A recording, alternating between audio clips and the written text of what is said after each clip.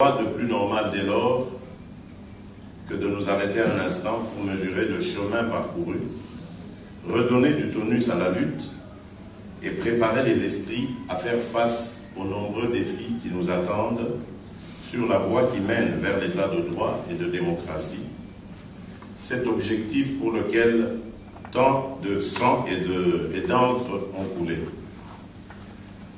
C'est dans cette optique que s'ouvre ce jour un séminaire de réflexion qui rassemblera tous les représentants en poste à l'extérieur du pays.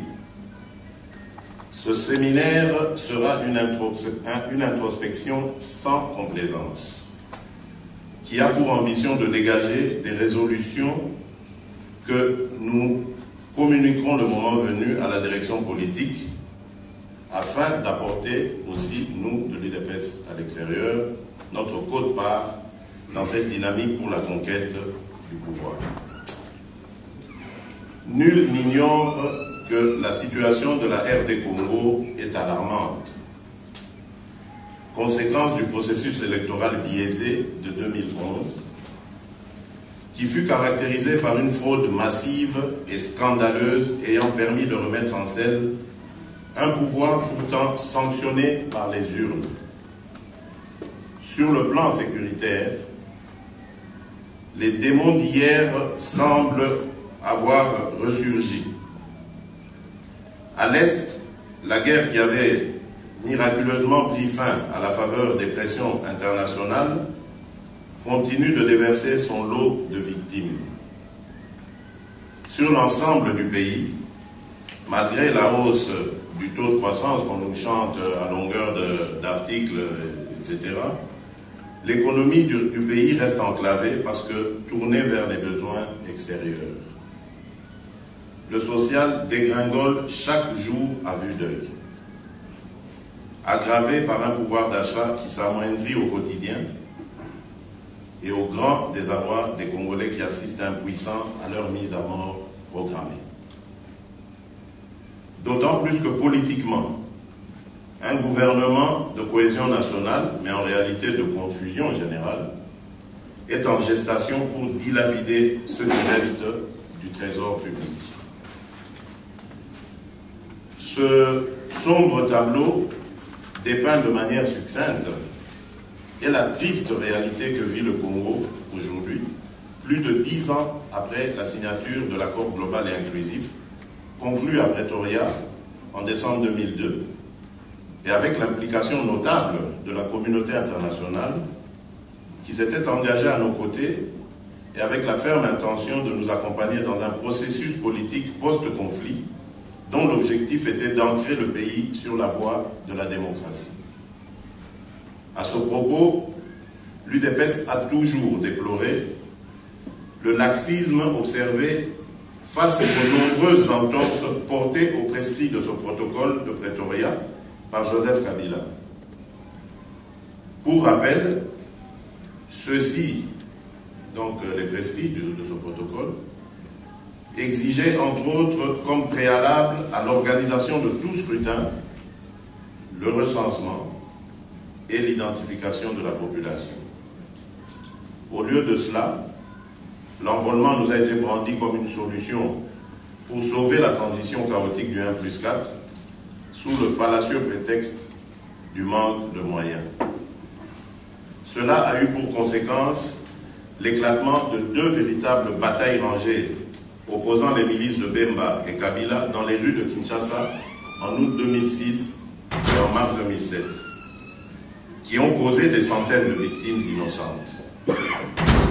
Des morts pour lesquels, rappelons-le, aucune enquête n'a été diligentée, ni responsabilité établie jusqu'à ce jour. À partir de ce moment-là, le régime Kabila s'est cru protégé et permis de tuer à sa guise. En effet, depuis lors, il s'est livré à de pires exactions, dont nous épinglons quelques-unes, comme le massacre des adeptes de Bundu Dia Congo, dans le Bas-Congo, des pêcheurs et à l'Équateur, et des assassinats regrettables de Floribert Chebeya, de son chauffeur Fidel Bazana, ou encore de notre compatriote Armand Tungulu, qui séjournait à Kinshasa venant de Bruxelles. Profitant de ce silence incompréhensible de la communauté internationale, Joseph Kabila ira jusqu'à mettre en scène sa réélection par la modification de la Constitution en ramenant le scrutin présidentiel de 2 à 1 tour et en renforçant ses pouvoirs à la tête de l'État. Face à la détresse qui s'était emparée de nos concitoyens, l'UDPS, à qui l'on avait pourtant fait l'injuste procès d'avoir boycotté les élections de 2006, se décida de se jeter dans la bataille électorale de 2011 pour ne pas risquer d'être accusé un jour de non-assistance à personne en danger. Et là aussi, l'attitude de la communauté internationale fut déconcertante. Avant les élections, toutes nos manifestations pacifiques pour un toilettage du fichier électoral et pour la mise à notre disposition de la cartographie des bureaux de vote ont été réprimées dans le sang, mais aussi dans le silence total et apparemment réprobateur de la communauté internationale. Pendant le scrutin, les milices droguées de Joseph Kabila, en complicité avec certains éléments de la police nationale, s'en sont pris impunément et brutalement à tous les opposants et en toute impunité aux opposants et à leurs partisans. Et le paroxysme a été atteint lorsque notre candidat à la présidence a été retenu contre son gré à l'aéroport de Ndjili pour l'empêcher d'aller tenir en toute légalité pourtant un meeting marquant la fin de sa campagne. Au même moment, ses partisans venus nombreux l'accueillir ont été dispersés avec violence, certains ayant même été froidement abattus devant les caméras des télévisions du monde entier par la garde prétorienne de Kabila. Le silence assourdissant qui avait suivi cette boucherie a convaincu ce dernier de ce que la voie était toute tracée pour imposer un passage en force contraire à la volonté des électeurs congolais. Ce qu'il ne s'embarrassa d'ailleurs pas de faire, profitant de toute absence de réprobation suite à ces nombreuses provocations et violations des droits de l'homme. De ce fait, l'UDPS avait pris la décision de ne pas reconnaître le pouvoir de Kabila, qui n'est qu'une imposture et qui règne par défi au mépris total de notre peuple. Et depuis lors, le Congo est tombé bien bas.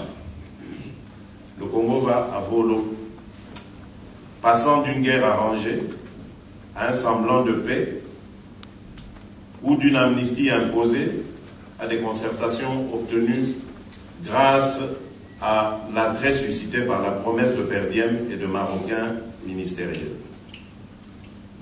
Les institutions ne sont plus légitimes, car en plus de la présidence usurpée, le Sénat, les parlements provinciaux et les gouverneurs sont en fin de mandat depuis 2 ans.